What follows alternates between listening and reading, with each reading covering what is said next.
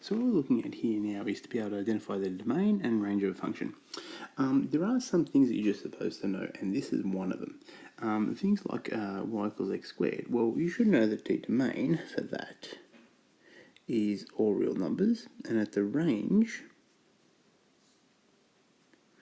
is from 0 to infinity. Because if we were to sketch that, it would do this. So your domain is set of all real numbers because you can take, there are no restrictions put on x at all. So the domain, remember, is your x values and your range is your y values. So we don't restrict that at all, but we're expected to know that we've got a turning point at 0 and 0, or where the y is 0. So as a result of that, that becomes our range. Okay, then there's other things like your hyperbolas, like we've got here, and yes, your your truncuses and things like that as well. So we look at this thing. Well, we've got a domain here of all real numbers. So our domain here is all real numbers apart from 1. Because as soon as we put a 1 into this, it's not going to work. We're going to end with divide by 0. Likewise, our range is going to be all real numbers apart from 5, because of that plus 5. So even if we were to graph that, we'd say, okay, we know what a graph looks like this. So that minus 1, it goes to the right 1, and this plus 5 goes up 5. So we'll draw our things there, and we can say, oh, okay, so it's all real numbers, so it takes up all these numbers here, apart from 1, the asymptote, and takes up all these numbers here, apart from 5, which is also the asymptote. Your square root functions. Let's see, so that's x minus 1 plus 3. So this will go from so plus 1 plus 3, and it's going to do something like that.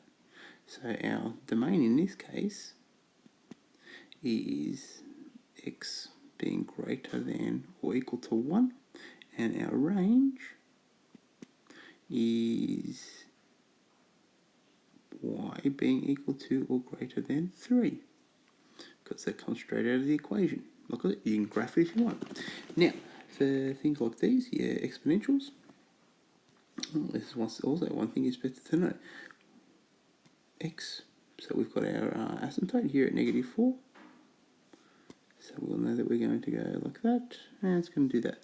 So our domain is all real numbers because it can be any number in there, and our range will be from negative, right over here, negative 4 to infinity, and it touches neither of them, so we have the rounded brackets. So you have to be really careful. We could have written this as being 1 to infinity, with a rounded bracket, square bracket, and then this also 3 to infinity. Notation I'm not too fussed about, just as long as I know you know what you're doing. Got to be careful though. If you've got something like this thing here, where we're restricting the domain, you're expected to be able to tell us that, yep, the domain goes from negative 2 to 5.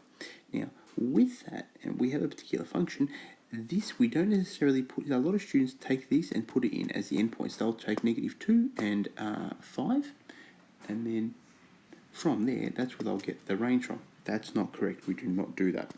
Best way we can do this is to graph it over this domain. So x squared minus 2, we know it's going to do this. And because we're going to negative 2, it's going to do something like that.